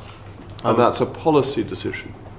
I would, having not filled in the form, I don't know if it's a heavier bureaucratic burden, but the responsibility is the responsible department. Thank you very much. That was all I wanted to ask you. Thank you. Jeremy Lefroy. Thank you very much, Chair. Good morning, Minister. Could I ask what the government's policy is in the event of leaving without a deal on imposing tariffs on European Union goods into the United Kingdom? You could. It's under a matter of it's under discussion at the highest level of government at this point in time. So we don't know. It's not been formalised, and it will be announced very, very shortly. And do we know? Presumably, we know that the European Union's policy will be to impose tariffs on UK goods entering the European Union. Absolutely. So at this moment, it would be possible that we would be not charging tariffs, importing, and yet our exporters would be facing tariffs. So a kind of dissonance between the two. I honestly couldn't comment on that because I do not. So I don't want to set any. In the event that the United Kingdom decided not to impose tariffs on goods coming in from the European Union, what would your assessment be of how we would then have to treat goods coming in from the rest of the world in regard of tariffs under most favoured nation rules? Yeah. forgive me because I don't want to prevaricate, but this is policy that's wholly owned by the Department for International Trade, alongside its partners in the Foreign Office and ultimately the Prime Minister, and is at a stage where it's being in the finalisation of development. And I'm not privy to that information. But you are the Minister responsible for preparations in case we leave without a deal. I am the Minister with responsibility for So, with all due respect, and I have a great deal of respect, I don't think that's good enough. That you are not in that position 2.5 months before the relevant date to be able to advise the committee on that. I mean, there are obviously a whole host of elements at play here. I can tell you that the system we would need to run to collect and impose tariffs is ready to go with it. It would need to be, all the different tariffs would need to be entered into it for it to work. So the process that is required behind the scenes for it all to function properly is all set up, but the policy is in its final stage of development now. Okay, thank you. Could I just turn briefly to the question of services? When I asked the Secretary of State on Monday regarding the position in the event of a no deal on services, he responded that there would be some, as you've already mentioned, considerable areas of uncertainty around data because we would not be a third country until the 30th of March. And there would be presumably quite a lengthy period of time before some agreement regarding data adequacy was reached. What is your view of the extent that uncertainty over data will have over our services industry, particularly our extremely successful services exports to the European Union? Yeah, well, there's been a lot of communication, and indeed part of the new advertising campaign that people would have seen was launched yesterday. Asked businesses and individuals to go to the gov.uk website, and one of the questions, as a business, one of the first questions you find is, do you hold data, and do you know where you hold it, and a whole range of information and advice appears at that time. Interestingly enough, government holds a huge amount of data offshore as well in this modern day world. I guess you kind of expect that now. And huge amounts is held offshore and not in the European Union, but lots of people do not know where their business data is being held, and that's part of the advice is that you do need to find out, because to successfully and legally fulfill adequacy requirements, you will need to maybe change parts of contracts, parts of disclaimers on your website. All of that information is on the Information Commission's website and went up just before Christmas. But it's ensuring that businesses, especially businesses that deal with the European Union, are aware of that and take note of those plans and make the appropriate changes. And finally, if I may, Chair, one specific question. Most exports these days, whether of goods or services, from the UK, particularly high-value exports, require an awful lot of toing and froing by people to go and service, whether it's to service software, to install software, whether it's to service aircraft engines, whether it's to service high-value machinery. What is your understanding of, in the, and I hope never event of a no deal, but what is your understanding of the position of those workers who will be required to go and service? Would they immediately be required to get work permits? I know under the withdrawal agreement, the Principal Declaration, there is provision for visa-free short-term working precisely to cover such kind of arrangements. Yeah. But what would the situation be in the case of no deal, for instance, for an aircraft engineer going to service an engine in Berlin the day after on March the 30th. Yeah, that was something that was dealt with in the European Commission's announcements on the 19th of December, where I think it was quite widely reported in our press, but one aspect of it, which is the country you'd have to, as we became a third country in the future, Europe is going to have an ESTA-like document that third country nationals would have to fill before travelling online, which is going to cost €7. But the rest of the announcement went on to say that tourists and short-term business visitors for up to 180 days would continue without a visa as per normal. So your understanding is that even in the event of a no deal, they would be able the next day to go and work on software in Holland or aircraft engines in Germany or whatever? Indeed. Thank you. Okay, thank you. Andrea Jenkins. Minister, we saw what happened yesterday in the finance bill. Some of our colleagues trying to stop preparations and money going into no deal. I just want to start by completely agreeing with you. It's probably maybe the only time I will in the committee, but agreeing with you, it would be irresponsible of government to not prepare for no deal. Minister, would you agree that by taking no deal off the table, it actually weakens our hands in negotiations with the EU? I would, yes. Yes, okay, thank you. Also, now, should the Prime Minister's deal next week fall, how many times do you estimate it being brought back to the House? I have not seen any plans that suggest it would be brought back to the House. Okay. That's good to hear here. I was looking at what the Prime Minister said on Andrew Marr earlier on in the week. She wouldn't. Forgive me for not watching. No, the okay. I'll never be forgiven. Or listening to the Today programme, obviously. Absolutely. I'm completely out of touch. Should the Prime Minister's deal fall next week, is the government going to ramp up the fear-mongering surrounding no deal? I don't think the government's being fear-mongering in the slightest.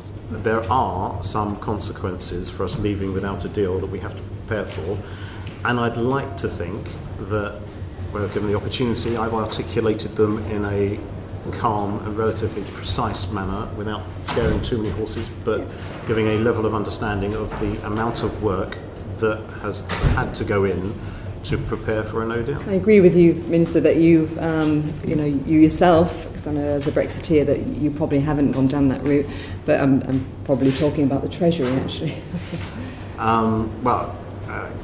Yeah, I disagree. I think the government has actually handled its no deal preparation very responsibly. Okay. Monday's no deal truck war game in Kent, where 100 lorries drove up and down the motorway. Was this a success, and what did it teach us about leaving under WTO rules? We're going to talk as much about leaving under WTO rules, but it was a success. The government works with a body called the Kent Resilience Forum, and should there be issues, actually, whether it's a deal or no deal, when we leave, there could easily still be problems with strikes and weather problems in the short straits that we would need to prepare for as a government.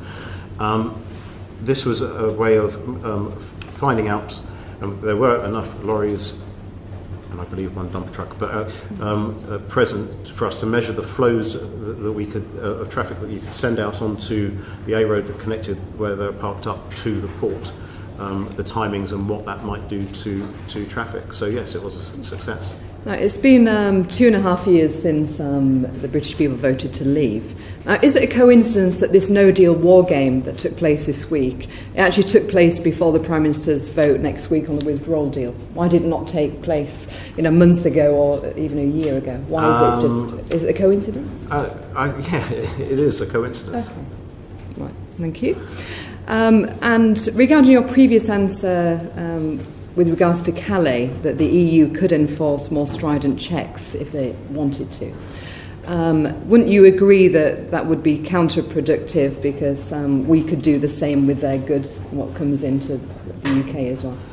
It would be counterproductive because it would, as I mentioned earlier, I used to import and wholesale a huge amount of produce, fresh produce that used the short straits.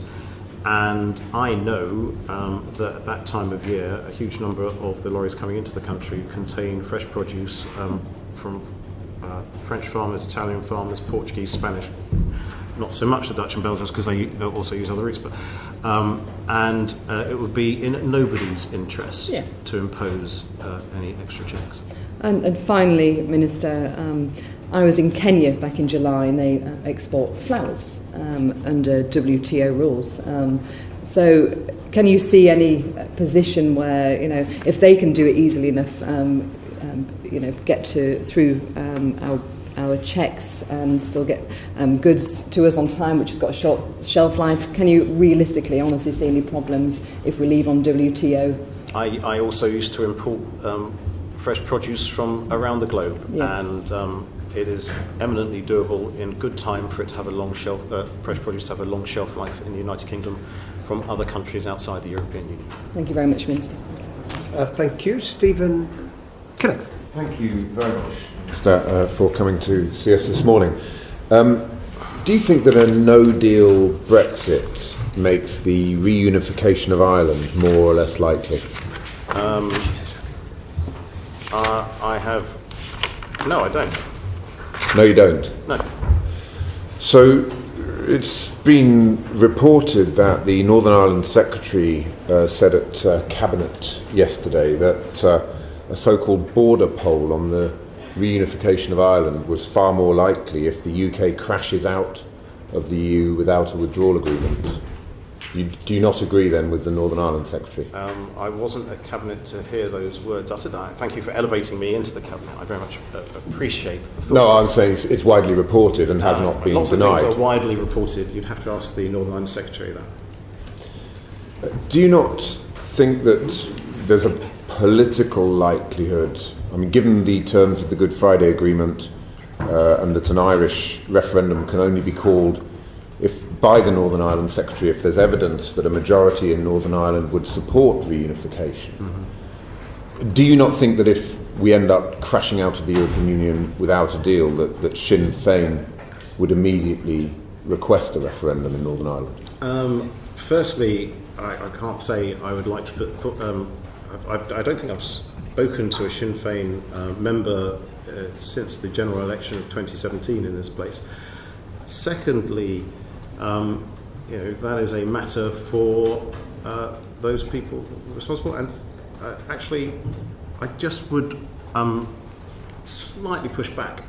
We would not be crashing out of the European Union without a deal on the 29th of March this year. There's been a huge amount of preparation that has gone in to ensure that we would be leaving the European Union. I would much prefer to have a deal.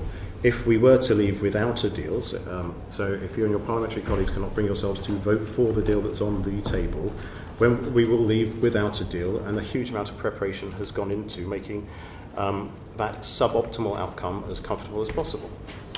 But your role is to assess all of the risks that relate to, and I'm sure you see opportunities there as well, but let's call it, for the sake of argument, risks and opportunities. Mm-hmm. That relate to leaving the European Union without a deal. Do you agree that one of those risks is the risk to the constitutional integrity of the United Kingdom that is represented by a no-deal outcome? No. You don't think that leaving the UK with a no-deal outcome entails any risk to the potential, in terms of the potential breakup of the United Kingdom? No. Can you explain why not? Why you don't think? If you were just drawing up a sort of scale of 1 to 10, and you said, well, no deal versus a deal versus other options, are you seriously arguing that leaving with no deal would have no impact in terms of risk in the context of the breakup of the United Kingdom and specifically the reunification of Ireland? I generally believe the union is a very strong union, and it would maintain its strength. But it's correct, isn't it, that under the terms of the Good Friday Agreement, it is possible to hold a referendum in Northern Ireland if the Northern Ireland Secretary, it becomes clear that there is clear evidence that a majority in Northern Ireland would support reunification. Is that true, yes or not? It has been ever since that agreement was signed. And do you agree that leaving the European Union without a deal increases the likelihood of support for a referendum in Northern Ireland? No. Why not? I just don't. It's a personal. I haven't travelled to Northern Ireland for a number of months. It's a personal belief. I do not. But you can't. That's just a personal belief. You, as in your role as the minister responsible for assessing the risks that are associated with no deal, you haven't conducted any deeper research into this, what most people would think is quite an important issue, the future of our union. The future of our union is strong, and I have every confidence in it maintaining. But can you just confirm then, in your role as the minister responsible for assessing the risks around a no-deal outcome, no research or thinking or discussion has been done about, the scenario whereby we leave the EU without a deal and the impact that has on the likelihood that a party such as Sinn Féin would immediately request a referendum in Northern Ireland. No work has been done on assessing that risk. I confirm that I have not commissioned, nor have I seen any work on that basis. Do you think it's a responsible attitude of the government to not be commissioning some work and thinking and assessing the political risks on this, what most people I think would consider is quite an important issue, the future of our union? I'm quite sure that the Northern Ireland Secretary and the Northern Ireland Office consider all sorts of matters relating to that on an ongoing basis, and have done ever since the Good Friday Agreement was signed. But the Northern Ireland Secretary has, and I recognise this is reported in the media, so we don't have it, but it hasn't been denied. The Northern Ireland Secretary has told the Cabinet yesterday that leaving the EU without a deal would significantly increase the chances of a so-called border poll in Northern Ireland. So why do you not think that you would want to be, the Brexit Department and the Northern Ireland Department would want to be coordinating and working closely together to assess the risk of a request to have a referendum in Northern Ireland, which would in essence have to be accepted by the Northern Ireland Secretary under the terms of the Good Friday Agreement? Don't you think you should have been working with... Were you surprised to read this report of what she said? Forgive me, Mr. Kennett, but I refuse to comment on leaks of that nature.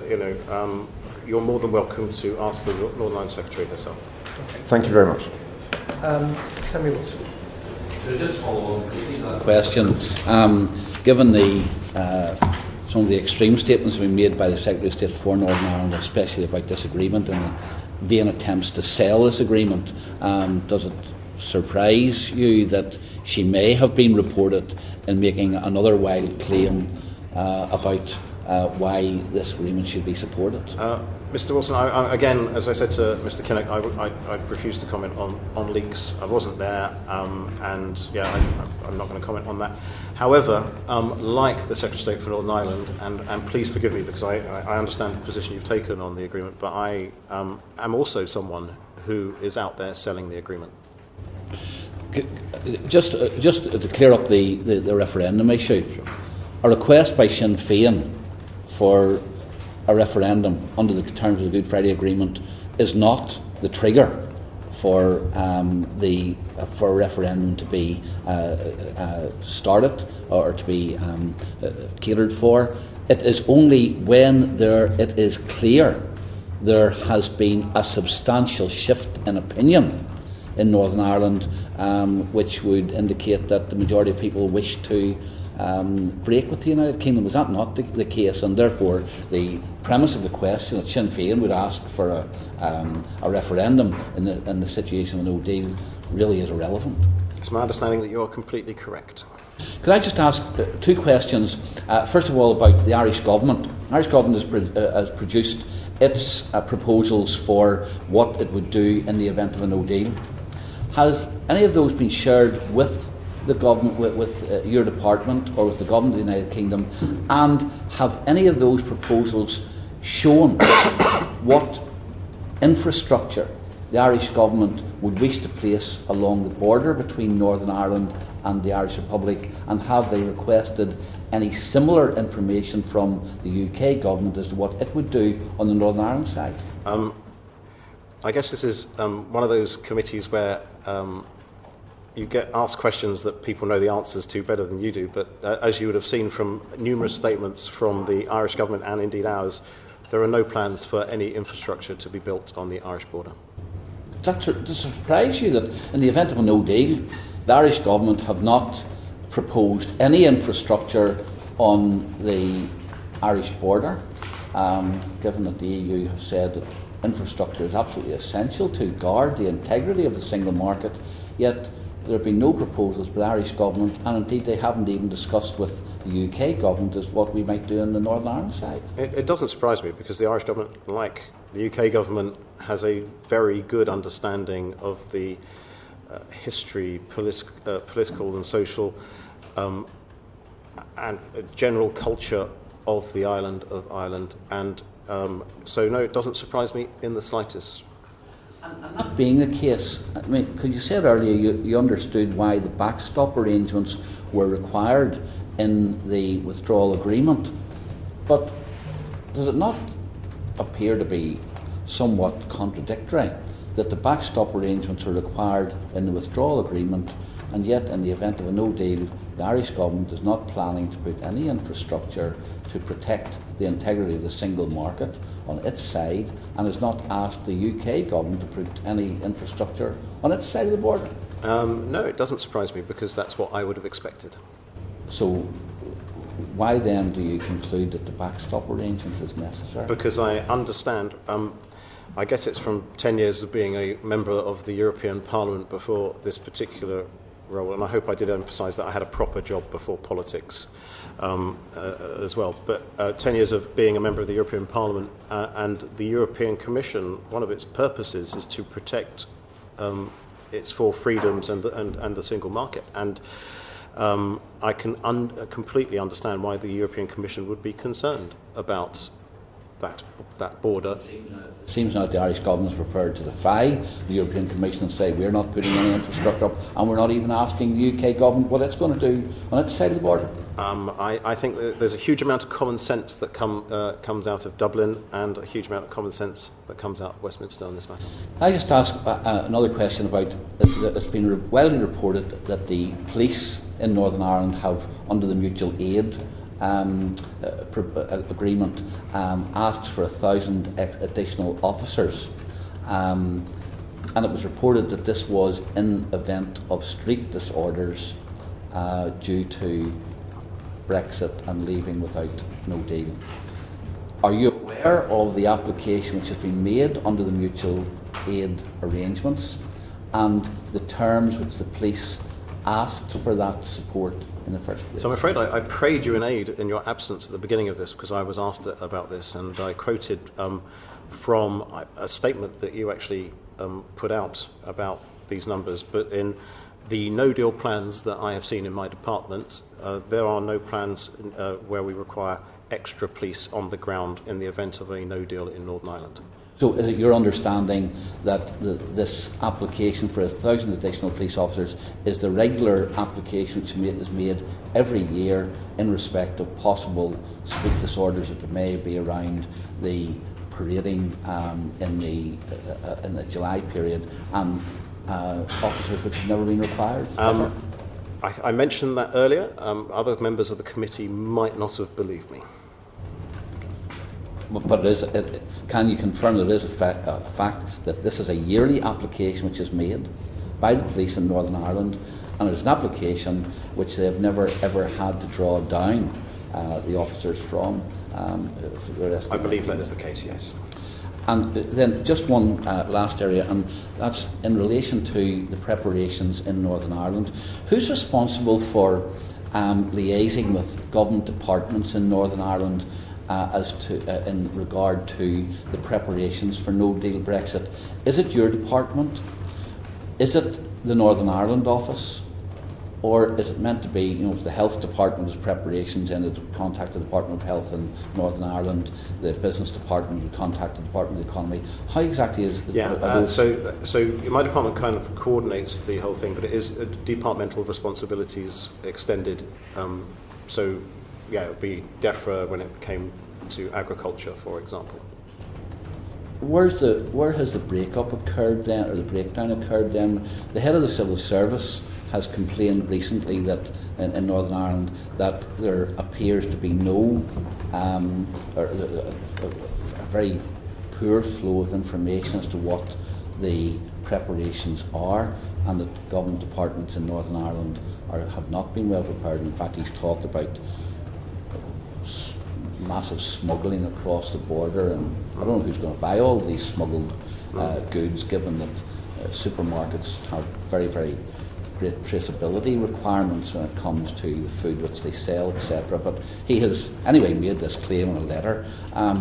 So where do you see the breakdown occurring? Is it that departments here at Westminster are not making contact with departments in Northern Ireland, or that the Northern Ireland office is failing to pass on information to departments in Northern Ireland? Well, theoretically, the departments are responsible for their plans and policies. In Northern Ireland's case, it would be coordinated by the Northern Ireland office. I would be surprised if the appropriate information, I'd be very surprised actually, if the appropriate information has not been flowing. And following this, I will go away and check that that is actually what level of information has been flowing, and ensure that any pipeline that might be blocked is unblocked, because there should be no reason for that flow of information being interrupted. No fear that the Northern Ireland office may, given the vigour with which the Secretary of State, a vigour which she seems to have found for her role recently, which is maybe notably absent before, that the Secretary of State has, in defending this deal, that the Northern Ireland office may well have been reluctant or not as diligent in sharing information as to how to prepare for a no deal as it could have been. No. Well, it may be helpful if you can come back to us and let us know where, if you identify where the roadblock has been, because certainly the head of the civil service seems to be making the claim that information is not as freely flowing as it should. I will happily go away on that basis. Okay.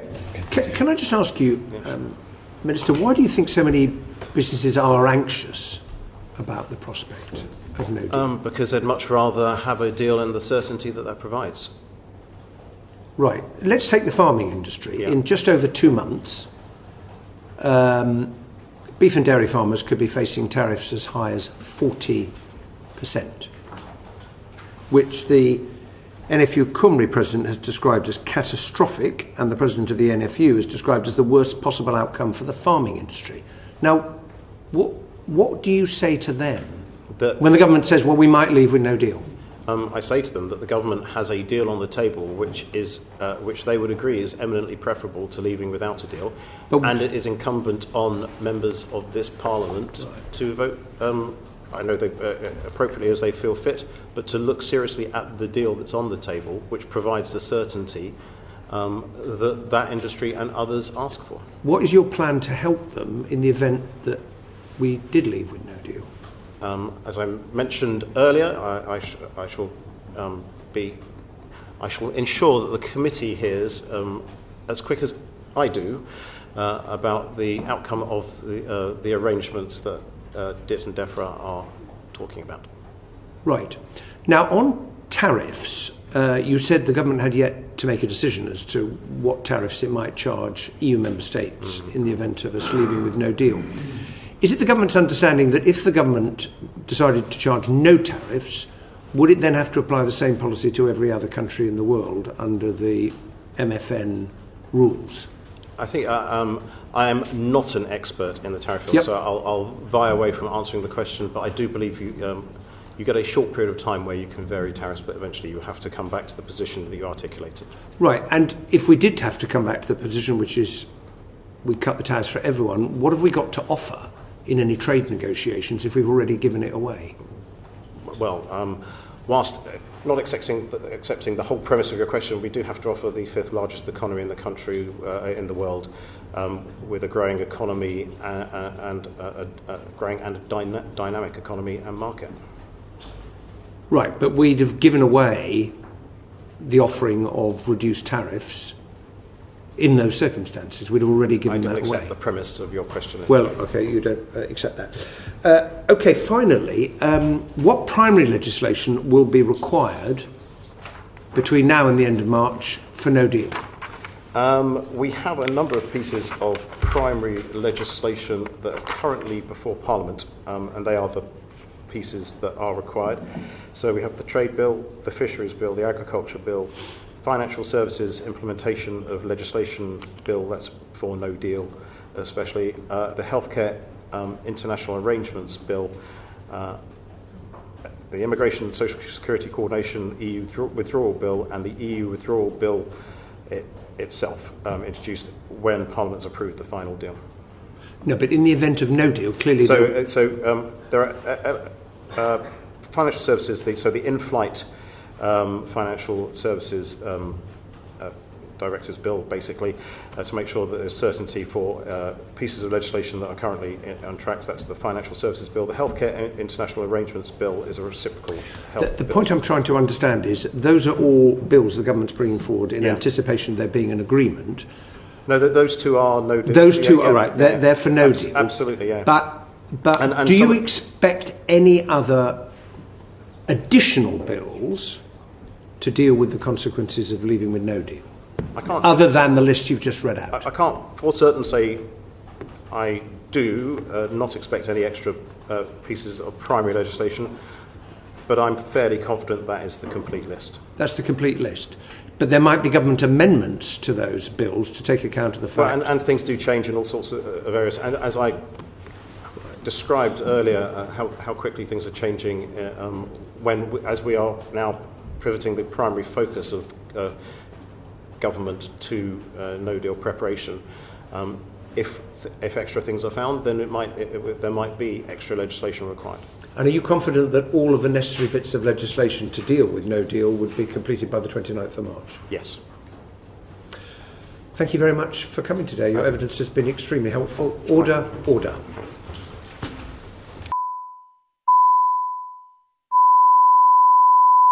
Podcast.